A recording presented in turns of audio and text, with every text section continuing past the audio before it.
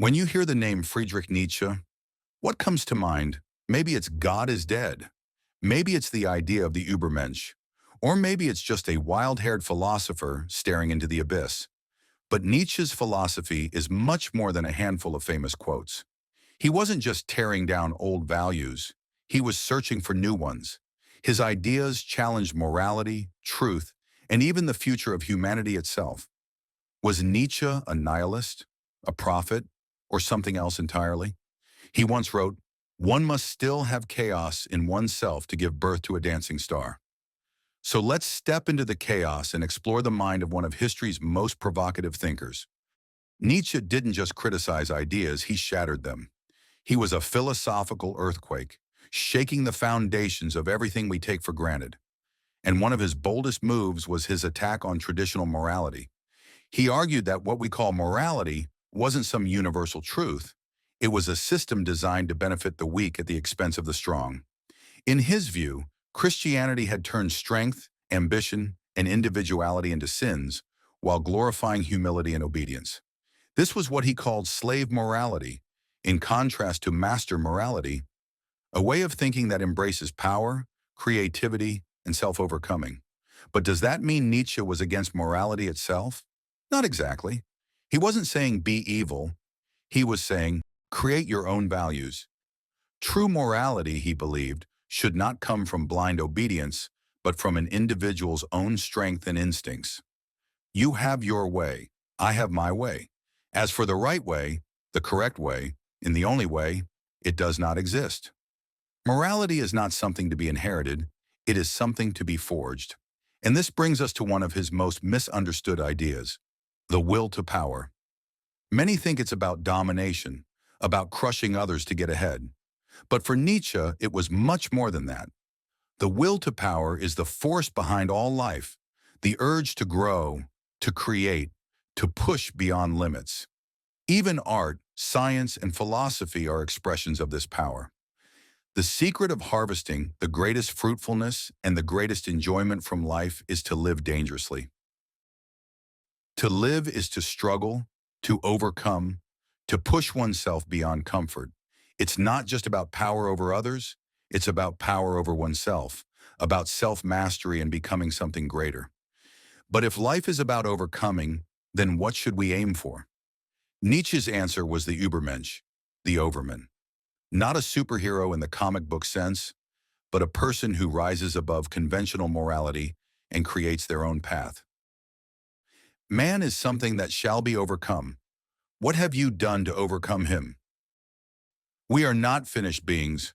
We are works in progress, ropes stretched between the past and the future. The Übermensch is someone who fully embraces life, takes responsibility for their own existence, and doesn't rely on inherited values.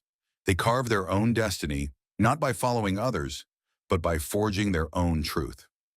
To understand Nietzsche's philosophy, we also have to look at how he saw human nature. He described two opposing forces, the Apollonian and the Dionysian. The Apollonian represents order, logic, and structure, while the Dionysian is chaos, passion, and instinct. He believed Western civilization had suppressed the Dionysian side, making life rigid and lifeless. But true greatness, true artistic brilliance, comes from embracing both forces. One must still have chaos in oneself to be able to give birth to a dancing star. To create something extraordinary, one must be willing to dance on the edge of order and chaos, reason and madness. And then there's one of Nietzsche's most haunting ideas, eternal recurrence. Imagine this. What if your life, exactly as it is, had to be lived again and again, endlessly? Every choice, every mistake, every joy, on repeat, forever. Could you embrace it? To Nietzsche, this wasn't just a theoretical puzzle, it was a challenge, a demand. To live so fully, so deliberately, that you would will every second of your existence to return. No regrets, no escape, just the raw, unfiltered affirmation of life itself. These are just some of Nietzsche's core ideas, but they barely scratch the surface.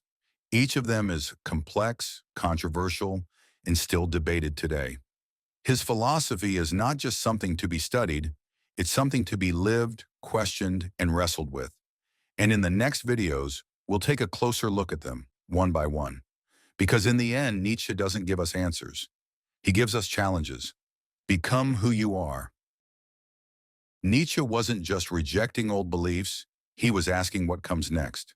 He saw the collapse of traditional values as both a crisis and an opportunity. Without a higher purpose, without something to strive for, what would happen to humanity?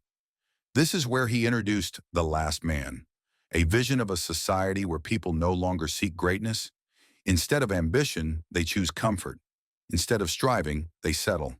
One has one's little pleasure for the day and one's little pleasure for the night. But one has a regard for health. That's what The Last Man says, satisfied with an easy, predictable life. No risks, no struggles, no higher aspirations, just existence.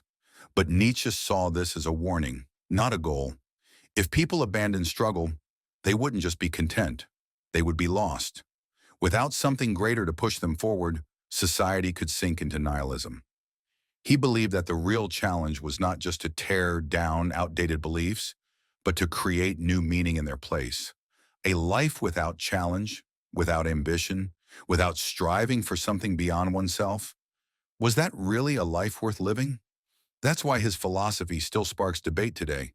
His ideas on self-overcoming, morality, and the search for meaning continue to influence philosophy, psychology, and culture. His warnings about complacency and stagnation feel more relevant than ever in a world where comfort and routine often take precedence over true growth. Nietzsche wasn't interested in making people feel safe. He wanted to wake them up. Man is made to be overcome. The question is, will we rise or will we sleep? What then can awaken us from the lethargy of the last man? Nietzsche offers a powerful antidote in his vision of the Übermensch, a concept that challenges us to go beyond our limitations and actively create our own values and purpose. This idea compels us to redefine what it means to live fully and meaningfully in a world where traditional beliefs have crumbled. By embracing the spirit of the Übermensch, we are encouraged to break free from societal constraints and pursue our highest potential. This pursuit not only reclaims our individuality, but also invites us to engage with the world in a transformative way, making our existence a testament to our values and aspirations. For a philosopher who rejected all systems, Nietzsche himself became a battleground of interpretation. Was he an individualist, a destroyer of morality, a radical free thinker? Or was he something else entirely, someone who refused to be defined by any label? His work resists easy categorization, and that's exactly why it remains so controversial. To read Nietzsche is to enter a labyrinth where each turn leads to deeper complexities, contradictions, and provocations. One of the greatest distortions of his ideas came in the 20th century. Nietzsche openly despised nationalism and anti-Semitism, yet his writings were twisted to serve the Nazi ideology. His concept of the Übermensch, meant to symbolize self-overcoming and the creation of new values, was misused as a justification for racial superiority. His warnings against blind obedience and herd mentality were ignored by those who tried to claim him as a political prophet. In a cruel irony, Nietzsche, who detested authoritarianism and conformity, was weaponized by those who embodied the very things he stood against. But Nietzsche never intended his work to be used as a political weapon. He saw politics as another form of conformity, another way people surrender their individuality to the masses. He was disgusted by the idea of people following ideologies blindly, trading their autonomy for the illusion of certainty. A state? What is that? Well, open now your ears unto me, for now I will say unto you my word concerning the death of peoples. His words were a warning, a call to resist the forces that seek to mold individuals into mere cogs in a machine. His rejection of conventional morality and mass movements wasn't just about rebellion for its own sake. Nietzsche wanted people to think for themselves, to create their own values rather than inheriting them unquestioned. He criticized both the rigid moral systems of religion and the emerging ideologies of his time, refusing to align himself with any movement. In a way, this refusal made him even more dangerous, because his ideas could not be contained, simplified, or repackaged for easy consumption. Another reason for the controversy is Nietzsche's writing style. He didn't present his ideas as structured arguments, like traditional philosophers. Instead, his books are filled with aphorisms, sharp, poetic statements designed to provoke and challenge. His writing is full of contradictions, metaphors, and irony, leaving his ideas open to endless interpretation. Some see him as a philosopher of destruction, tearing down all that is sacred. Others see him as a thinker of immense depth, pushing humanity towards self-transformation. It is not when truth is dirty, but when it is shallow, that the lover of knowledge is reluctant to step into its waters. And that's the paradox of Nietzsche. His philosophy was never meant to provide comfort or easy answers. It was meant to shake people awake, to force them to confront difficult questions, to wrestle with meaning, and to engage in the struggle of thought itself. His work isn't just something you read, it's something you experience. It lingers, unsettles, and challenges, demanding that we not only understand his words but respond to them. His ideas refuse to be buried, and his influence refuses to fade. And perhaps that is his greatest triumph. Not that he provided a philosophy to follow, but that he left behind a fire that still burns, daring each of us to think for ourselves. Even today, Nietzsche's ideas remain as radical and unsettling as when he first put them to paper. His challenge to traditional morality, his vision of human potential, his critique of power, these aren't just relics of 19th century thought. They are provocations that still demand answers, still whisper, or perhaps scream, into the ears of those willing to listen. His words unsettle the comfortable, shake the foundations of certainty, and force us to confront the most fundamental question of all. What does it mean to truly live? His influence isn't confined to the world of philosophy.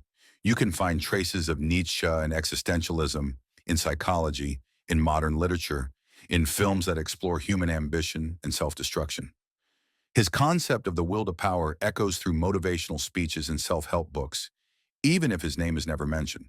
His warnings about the dangers of herd mentality and blind obedience ring louder than ever in an era of mass media and social conformity.